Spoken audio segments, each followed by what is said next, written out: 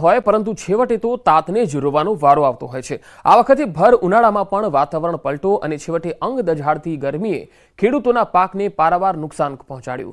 સાબરકાંઠામાં પણ આકરી ગરમીના કારણે ખેડૂતોનો પાક બળી ગયો, જેને લઈ શાકભાજીના ભાવ આસમાને પહોંચ્યા। એક તરફ પાકમાં ઓછું ઉત્પાદન અને બીજી તરફ મોંઘા ભાવના બિયારણ, ખાતર, મજૂરી અને બજાર સુધી પાક લઈ જવાના ભાડામાં કોઈ પણ જાતનો ઘટાડો ન થયો હોવાથી ખેડૂતોની પરિસ્થિતિ ખૂબ જ ખરાબ છે।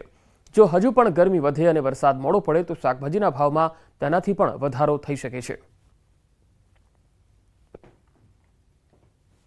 અતિશય ગરમી વધવાના કારણે ખેડૂતોને જે પાકમાંથી ઉત્પાદન મળતા હતા, પહેલા જે હવે 10 થી 15 પાઉચ ભીંડા લઈને આવતા હતા, એની જગ્યાએ 4-5 પાઉચ થઈ ગયા છે। અતિશય ગરમીના લીધે બહુ ગરીબ પડે છે। દૂધી હોય તો દૂધીના બોપચા પડી જાય છે, ભીંડા હોય તો ભીંડાના ફૂલ ગરીબ પડે છે। એનાથી જે પ્રોડક્શન જે મળવું જોઈએ એ દારા ગરમીના લીધે ઘટતું જાય છે। એ પેલા 25 દિવસ પહેલા માલ બહુ સારો નહીં કરતો હતો, પણ ગરમીના કારણે માલ બહુ કપાઈ ગયો અત્યારે। એના કારણે હાલ ભાવ બી પ્લસ થયા છે, પણ હમ માલ કપાઈ ગયો એટલે પૈસા તો એટલા જ આવે છે, મજૂરી એટલી લાગે છે, એટલે આ ભાવમાં તો કોઈ ના પોસાય। સુરેન્દ્રનગરમાં દૂધરેજ નજીક નર્મદા કેનાલ પરનો પુલ ભ્રષ્ટાચારની ચાળી ખાઈ રહ્યો છે। ધ્રાંગધ્રા જવા તરફના પુલ પર એક જ વર્ષમાં 4થી વાર ગાબડું પડ્યું, જેના કારણે વાહન ચાલકો ફરી જીવના જોખમે ત્યાંથી પસાર થવા મજબૂર બન્યા।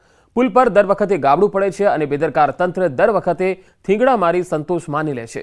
તંત્ર દ્વારા હાલ સમારકામ તો કરવામાં આવ્યું, પરંતુ તેમાં પણ લોટ પાણીને લાકડા જેવો ઘાટ સર્જાયો। સમારકામના બીજા જ દિવસે ફરી રોડ પર તિરાડો જોવા મળી, ત્યારે સ્થાનિકો યોગ્ય સમારકામની માંગ કરી રહ્યા છે, પરંતુ તંત્ર હજુ કોઈ મોટી દુર્ઘટનાની રાહ જોઈ રહ્યું હોય તેવું લાગે છે। ધ્રાંગધ્રાનો જે નેશનલ બ્રિજ આવેલો છે, જે નર્મદા કેનાલથી પસાર થાય છે, આજે વર્ષની અંદર આ 4 વાર ગાબડા પડ્યા અને 4 વાર આ રોડ બંધ કરીને ટ્રાફિક જામ થાય છે અને 4 વાર થીગડા મારે છે।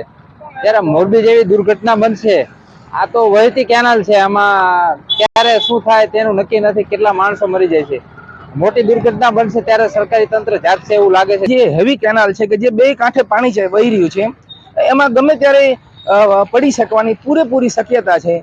તો સરકાર શું મોરબીની હોનારતની જેમ આ હોનારતની પણ એક રાહ જોઈ રહી છે, અસંખ્ય માણસોના જીવ હાનિની રાહ જોઈ રહી છે।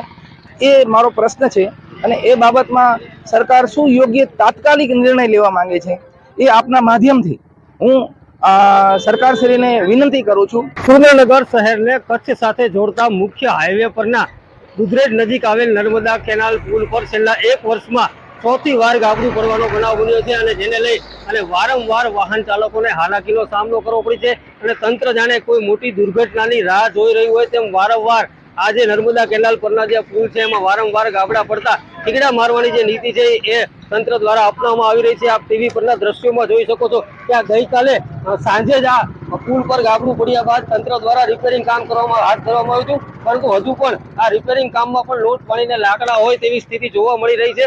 ગઈકાલે સાંજે જ આ જે પુલ પર છે રિપેરિંગ કામ હાથ ધરવામાં આવ્યું હતું, પણ આજ સવારે આ રિપેરિંગ બાદ પણ અત્યારે જે પુલનું રિપેરિંગ કામ કરવામાં આવ્યું છે તેને બાદ પણ તિરાડો જોવા મળી રહી છે, જેને લઈ અને કોઈ મોટી દુર્ઘટનાનો ભય છે। ત્યારે તંત્ર કોઈ મોટી દુર્ઘટનાની રાહ જોઈ રહ્યું હોય તેવું લાગી રહ્યું છે, ત્યારે તાત્કાલિક યુદ્ધના ધોરણે આ પુલનું યોગ્ય સમારકામ કરવામાં આવે તેવી ક્યાંક ને ક્યાંક શહેરીજનોમાં માંગ ઉઠવા પામી છે। અક્ષય જોશી, ન્યૂઝ 18 ગુજરાતી, સુરેન્દ્રનગર। પાણીની સમસ્યાને લઈને રાહતના સમાચાર આવ્યા છે। ગુજરાતની જીવાદોરી સમાન નર્મદા ડેમમાં વગર વરસાદે નવા નીર આવ્યા। મહારાષ્ટ્ર અને મધ્યપ્રદેશમાં વીજ ઉત્પાદન શરૂ થતા નર્મદા ડેમમાં પાણીની આવક થઈ છે। નર્મદા ડેમની મહત્તમ સપાટી 123.98 મીટર પર પહોંચી છે। ડેમની મહત્તમ સપાટીએ જે દરવાજા બેસાડવામાં આવ્યા છે તે 121.92 મીટર છે, જ્યારે ડેમની મહત્તમ સપાટી 138.68 મીટર છે। હાલ નર્મદા ડેમમાં ઉપરવાસમાંથી 94,000 ક્યુસેક પાણીની આવક થઈ રહી છે, જેને લઈ ગુજરાત માટે મેઇન કેનાલમાં 20,000 ક્યુસેક પાણી આપવામાં આવી રહ્યું છે।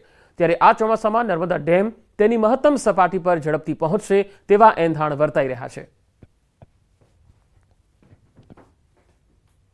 ગુજરાતની જીવાદોરી સરદાર સરોવર નર્મદા ડેમ ખરેખર આજે ગુજરાત માટે એક સારા સમાચાર લઈને આવ્યું છે, કારણ કે જે ઉપરવાસમાં મધ્યપ્રદેશ અને મહારાષ્ટ્રમાં જે પાવર હાઉસ શરૂ થતાં 94,000 ક્યુસેક જેટલું પાણી આ જે નર્મદા ડેમમાં નવા નીર આવી રહ્યા છે, જેને લઈ નર્મદા ડેમની સપાટી ઉત્તર વધી રહી છે.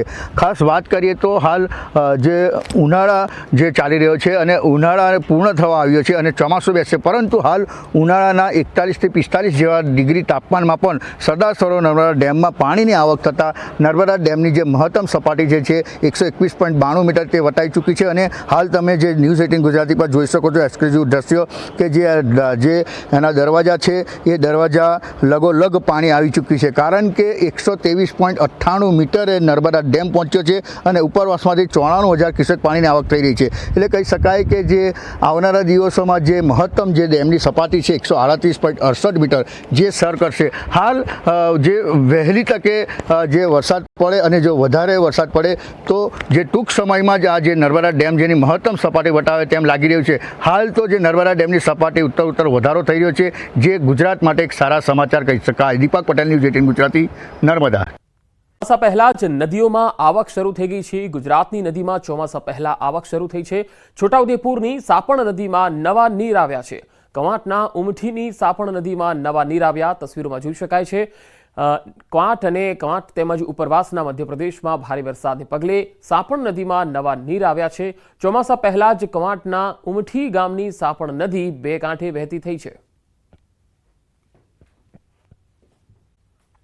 માટે આનંદના સમાચાર. ચોમાસું હવે ગુજરાતથી ફક્ત 250 કિલોમીટર દૂર છે. ગુજરાતમાં આ વખતે વહેલું બેસી શકે ચોમાસું. ગુજરાતમાં ચોમાસાના આગમનનું કાઉન્ટડાઉન શરૂ થઈ ગયું છે. ચોમાસાના આગમનની તૈયારીઓ છે અને ચોમાસું હવે ખૂબ નજીક આવી ગયું છે. તો ગુજરાતના ખેડૂતો માટે આનંદના સમાચાર. જે ગરમીથી લોકો પણ ત્રાસી ગયા છે, ત્યારે હવે ચોમાસાનું આગમન થવા જઈ રહ્યું છે. ચોમાસું હવે ગુજરાતથી ફક્ત 250 કિલોમીટર દૂર છે. ગુજરાતમાં આ વખતે વહેલું ચોમાસું બેસી શકે છે. ગુજરાતમાં ચોમાસાના આગમનનું કાઉન્ટડાઉન શરૂ થઈ ગયું છે. ચોમાસાના આગમનની તૈયારીઓ છે. હવે ચોમાસું ખૂબ નજીક છે. હવામાન વિભાગે જે લેટેસ્ટ તસવીર બતાવી છે એ પ્રમાણે ચોમાસું હવે ખૂબ નજીક છે અને આગામી થોડા જ દિવસોમાં તે ગુજરાતમાં વિધિવત રીતે દસ્તક પણ દઈ દેશે. હાલ ગુજરાતથી 250 કિલોમીટર દૂર છે ચોમાસું. ખેડૂતો કે જે આ ચોમાસાની રાહ જોતા હોય છે, વાવણીની શરૂઆત કરતા હોય છે, ત્યારે ખેડૂતો માટે આ વરસાદ સારો રહેશે અને વરસાદની જે કાગડોળ રાહ છે એ ખેડૂતો માટે આ સારા સમાચાર. વધુ માહિતી સાથે સહયોગી લક્ષ્મણ પટાટ મારી સાથે જોડાયા છે. લક્ષ્મણ, ખાસ ગુજરાતના ખેડૂતો માટે આનંદના સમાચાર, કારણ કે ગુજરાતમાં હવે ચોમાસું વહેલું બેસવાનું છે. હવામાન વિભાગે જે તસવીર જારી કરી છે તે પ્રમાણે કેટલા દિવસમાં આવી શકે છે ચોમાસું ગુજરાતમાં? હવે લગભગ 24 કલાકમાં ચોમાસું મુંબઈ સુધી ગતિ કરી શકે છે અને ટૂંક જ સમયમાં મતલબ 2 દિવસમાં ચોમાસું હવે દક્ષિણ ગુજરાતની સાથે ગુજરાતમાં એન્ટ્રી કરે એવી સંભાવના છે. હવામાન વિભાગે જે લેટેસ્ટ તસવીર જાહેર કરી છે સાથે જ માહિતી આપી છે એ પ્રમાણે આગામી 24 થી 48 કલાક ચોમાસાને આગળ વધવા માટે ખૂબ જ અનુકૂળ છે અને ચોમાસું તીવ્ર ગતિથી ગુજરાત સુધી પહોંચે એવી સંભાવનાઓ જોવામાં આવી રહી છે. આ વર્ષે કેરળમાં સ્વાભાવિક રીતે 2 દિવસ ચોમાસાની વહેલી શરૂઆત થઈ હતી. એવી જ રીતે મહારાષ્ટ્રમાં 4 દિવસ વહેલું ચોમાસું પહોંચ્યું હતું.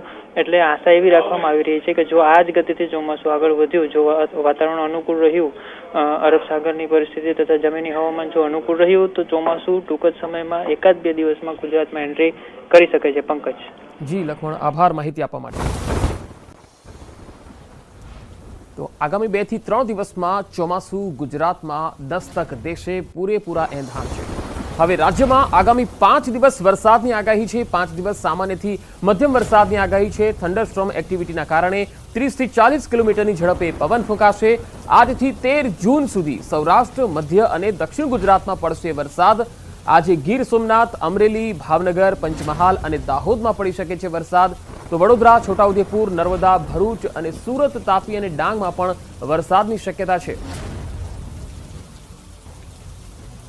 साउथ गुजरात रीजन के लिए डे 1 से डे 4 यानी आने वाले 4 दिनों के लिए फ्यू प्लेसेस पे लाइट से मॉडरेट रेनफॉल होने का पूर्वानुमान दिया गया है और जो डिस्ट्रिक्ट है जहां पे आने वाले 4 दिनों के लिए साउथ गुजरात रीजन के डिस्ट्रिक्ट में फ्यू प्लेसेस पे लाइट से मॉडरेट रेन होने का पूर्वानुमान दिया गया है. वो डिस्ट्रिक्ट हैं बड़ोदरा, छोटा उदयपुर, नर्मदा, भरूच, सूरत, डांग, नवसारी, वलसाड़, तापी, दमन और दादरा नगर हवेली.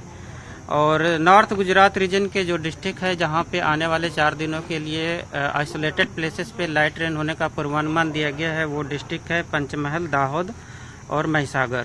डे 5 के लिए गुजरात और सौराष्ट्र रीजन के लिए आइसोलेटेड प्लेसेस पे लाइट रेन होने का पूर्वानुमान दिया गया है और जो डिस्ट्रिक्ट है जहां पे आइसोलेटेड रेन होने का पूर्वानुमान है वो डिस्ट्रिक्ट है साबरकांठा, अरावली, दाहोद, महिसागर, नर्मदा, सूरत, डांग, नवसारी, वलसाड़, तापी, दमन और दादरा नगर हवेली। और सौराष्ट्र रीजन की बात करेंगे तो सौराष्ट्र और कच्छ रीजन के लिए जो डिस्ट्रिक्ट है जहां पे आइसोलेटेड प्लेसेस पे लाइट रेन होने का पूर्वानुमान दिया गया है वो डिस्ट्रिक्ट है अमरेली, भावनगर, गिर सोमनाथ, बोटा, दीव